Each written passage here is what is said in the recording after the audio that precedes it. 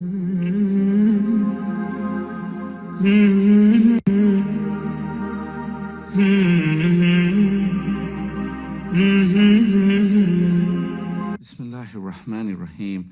I begin in the name of Allah, the compassionate, the merciful. All praise to Allah, the creator of the universe and its sustainer, the provider of believers and non-believers. And may His choicest blessings be on the seal of His prophets, the last of His messengers and His holy progeny. Alhamdulillah, by the grace of Allah, we continue with our discussion on the psychology of Surah Al-Hamd. And in this, the second of our 10-part discussions, we focus on the opening verse, Bismillahir Rahmanir Rahim. Last time we were looking at the context of the entire surah, its importance. And we find all the major commentators of the Holy Quran, for instance, Ibn Kathir, who talks about this chapter as being the mother of the whole Quran, a reference to it containing the entirety of it. In our last discussion, we talked about how Imam Ali alayhi salam talked about the importance of the Surah Al-Hamd and how it contains the entirety of the message of the Quran. We also see other names for this chapter. For instance, Ash-Shifa, the cure, the foundation, Al-Asas.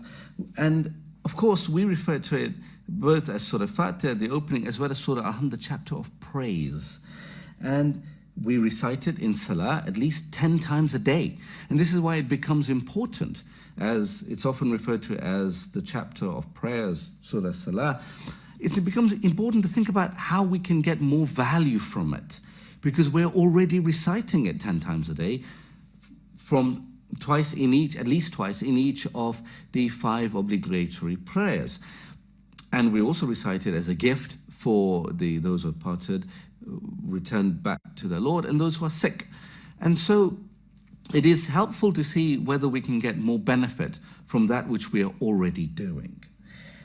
We see that Imam Ali alayhi salam has said that with regard to the mysteries of Bismillahir Rahmanir Rahim, this opening verse, he sets it in the widest context. He begins by saying how the entirety of the Holy Quran is summarized within the Surah Al Fatiha from the opening chapter, and that the entirety of this chapter is summarized within the first verse, Bismillahir Rahmanir Rahim, and that the entirety of the entire sentence, this first sentence, is summarized in the first letter, the Ba, and that the secrets of the Ba is locked within the dot beneath the Ba, the diacritical mark beneath the Ba, the Nukta. And the narrations continue where he said, because of his understanding of Tawheed and his comprehension of the mysteries of what the entirety of the Quran represents, he was able to with confidence say, and I am that Nukta under the Ba. We have so much within the teachings. We have scholars saying that this dot represents the first drop of the divine ink with which creation itself was described in the Holy Tablet. When we think about, from a practical point of view, from a psychological point of view, about how we may be able to utilize this opening verse in our daily lives to help us with the challenges that we find, it becomes necessary to look at the various aspects of this verse, as well as some of the subtleties of the individual words that we have.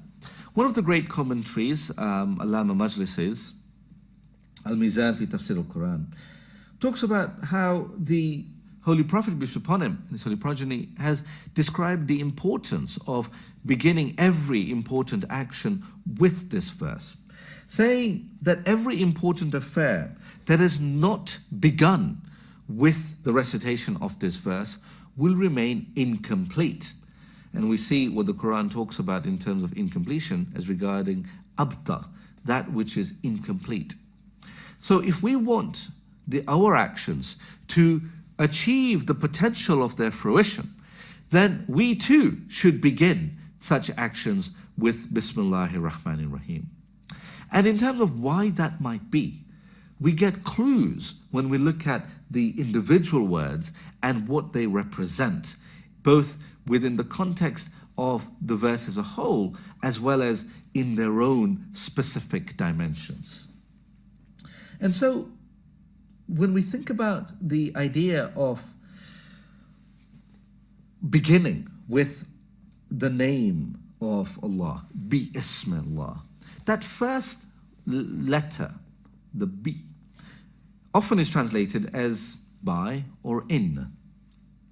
But there is an implied verb there, according to the scholars of Arabic grammar and linguistics. We see that often it is determined as meaning I begin.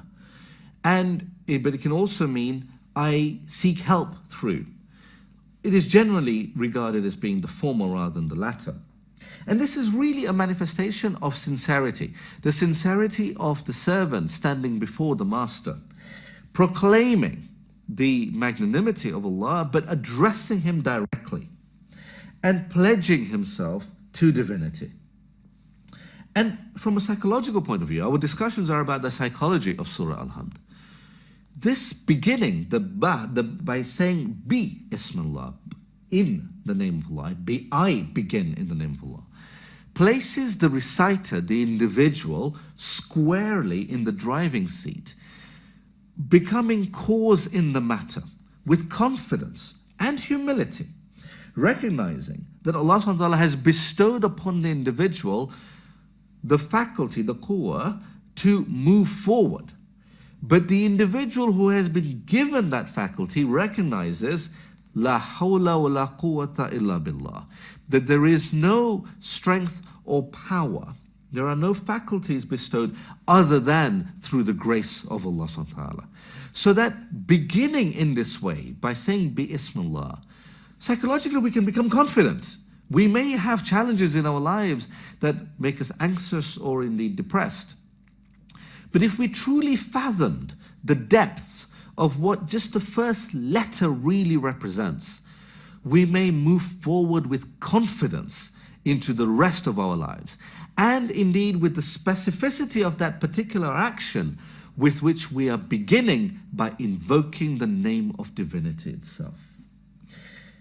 When we look at the idea of ism and a little bit about its roots, we see that it is derived from as-sima, the idea of a sign, of an identifying mark. Also as-samu, meaning height, eminence. In any case, as a name, it is separate from the actual thing. It points towards it. So we are saying that we begin in the name of Allah, such that it is grounded in humility, that we are not claiming to know Allah directly, but we are seeking a doorway to the grace of Allah, and the doorway being His name, the ism of Allah. And we see that names can be of different kinds. There can also be personal traits, characteristics that point to the holder of those traits and characteristics. And they can be in words or in substance. There are different types of names. The name Allah represents the eliding, the combining of what was originally Al-Ilah. But the second E was omitted, the middle one, and it became Allah through frequency of use. But the derivation of it is from Allah, that He worshipped. So that the actual name of God that we are choosing, of Allah, has at its roots the notion of worship. So that when we begin by saying Bi-Ismillah, we begin in the name of Allah, that action is rooted in the very process of worship. Psychologically, this is powerful, because it enables the one who recites to transform all actions, whatever that action might be, into worship. So whether we are beginning formal prayer, or whether we're beginning our daily work, or we're beginning our drive, we're recommended when we start the car engine, we say Bismillah ar-Rahman ar-Rahim. Psychologically, what we're doing is aligning that action with worship. It is at a deep level transmuting that which may be for dunya, for the world, into that which is sacred, so that the entirety of our existence can become one unified form of worship without separation from Tawheed, from connection to the oneness of Allah subhanahu wa ta'ala. And this is the essence of the teaching about the Bismillah that we get from the Ahlul Bayt alayhimus salam. We saw the teaching of Imam Ali alayhi salam, Ali ibn Abi Talib, the first successor, spiritual successor to the Holy Prophet, peace be upon him. And we have the ability to implement this through understanding what Ismillah, Bismillah, is all about. That the name is inherent to the concept of worship. But we go further. We discussed earlier how a name can also be about the attributes of the one who is being named. And one of the aspects we see, the first, is Rahman, the most compassionate. It is a special version, it's a high version of the root word. And Rahman is an all-encompassing form of compassion. Allama Tabatabai, may Allah rest his soul, talks about how when somebody views another as having a deficiency and is moved to rectify that deficiency, to help that other person, purely out of compassion without any sense of recompense, such that it is entirely selfless and unconditional. It is that aspect of the unconditional generosity of Allah that the name Rahman represents. Like the sunshine that illuminates the entirety of the landscape.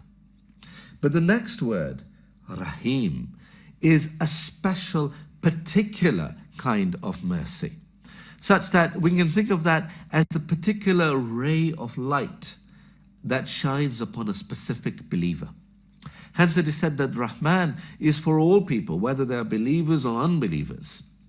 That even the atheist, when he or she declares his atheism, is still subject to the grace of Allah through his name of Rahman, by that person having the faculty of declaring his or her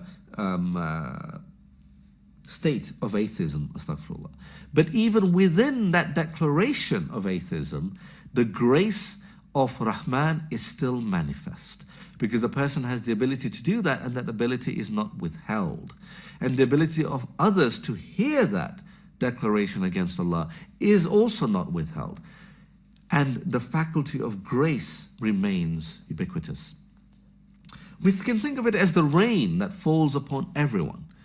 But Rahim, the second, the concluding word of this sentence, is that specific cup that is given to the believer, filled with that special water to satiate the spiritual thirst of the believer. So that when we finish this opening verse, we arrive at the union, the loving union with the one with whom we began. So we begin bi-Ismillah. We go through Rahman, the entirety of compassion for all, and we arrive at Rahim, the special grace for the one who has recognized the one from whom the compassion has come. And in terms of thinking more deeply about the psychology of this verse, our 10-part discussion is about going deeper into the psychology of what this surah represents and how we may be able to implement that which we recite all the time. One of the aspects of this verse, Bismillahir Rahmanir Rahim, is from the point of view of not just confidence, as we saw earlier, when we're uncertain about moving forward, when we may be anxious, when we may suffer from anxiety about something. This process of reciting bi-Ismillah allows us to tap into a source of strength that is other than us, so that we may have greater confidence to stand tall and to move forward with purpose and confidence in the grace of Allah subhanahu wa ta'ala.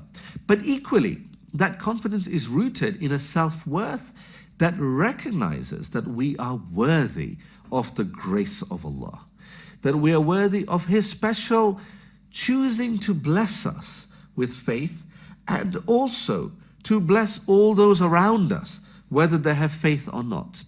So that our esteem within ourselves is rooted in the recognition that divinity itself saw us to be worthy of receiving grace. So that grace becomes the vehicle by which we stand tall and confident. It becomes the vehicle by which we step forward. And it is also the mechanism by which we arrive at our destination. It is due to grace, with grace, through grace, to the grace of Allah subhanahu wa ta'ala. Therefore, this opening verse represents the entirety of the spiritual journey of the salik, of the wayfarer upon the spiritual path that he or she may be on. And so we have a question that can serve as a mirror for our hearts. Let us think of one action right now that we may be able to strengthen, to bolster, something that perhaps we may be finding difficult, but we have been wanting to engage in for a while, but we have found difficult. And let us rejuvenate our efforts to succeed in this one action by reciting with true meaning and fullness of belief, Bismillahir Rahmanir Rahim. Join me in a prayer for those who have passed away, our teachers, parents, ancestors, who have guided us to the beauty of this sacred Surah Al Fatiha by reciting Al Fatiha for the benefit of their souls. Surat Al Mubarakat Al Fatiha.